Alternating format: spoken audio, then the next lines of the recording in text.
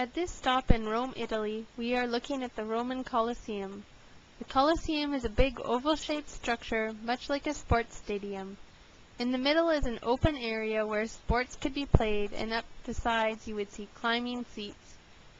You may notice on the map that much of the interior structure has been removed and some of the walls have been destroyed. The Colosseum is famous for the gladiator contests that were once held here. These battles are often shown in movies such as Gladiator. The Colosseum was built out of mostly stone and concrete, and was finished about 2,000 years ago. Can you imagine that this structure has lasted for 2,000 years? Do you think your house could last for 2,000 years? Stone and concrete are very strong and resist many forces. If it weren't for thieves, the Colosseum would be in even better condition than it is. Brass and iron clamps used at joints in the stone have been dug out of the walls, and the marble face of the walls has been pulled off. In a minute, when you look around at the Colosseum's walls, you may see some of the holes and wear that has weakened the structure. The Colosseum's outer wall is 48 meters high. 48 meters of stone and concrete is a large mass.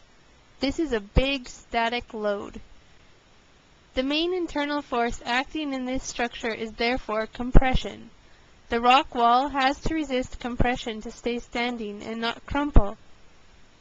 Okay, we have talked about the static load of the outer wall, but what types of dynamic forces did it have to resist? As usual with a vertical structure, it has to resist the force of wind. Being outside, it also has to resist the mass of water that could collect in it after a rain. Then there is a mass of people.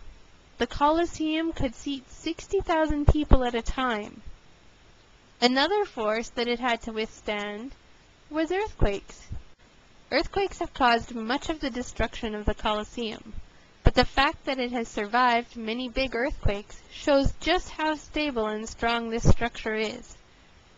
Remember how I said the structure is under compression? Engineers suggest that this is what helps the Colosseum resist the force of an earthquake.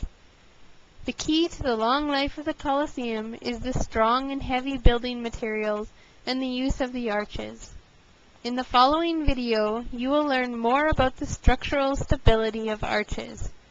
After the video, go down to the street view and look around at the Colosseum. You can walk around to the south side, where the outer wall has been destroyed by earthquakes, and the interior wall and arched hallways are visible.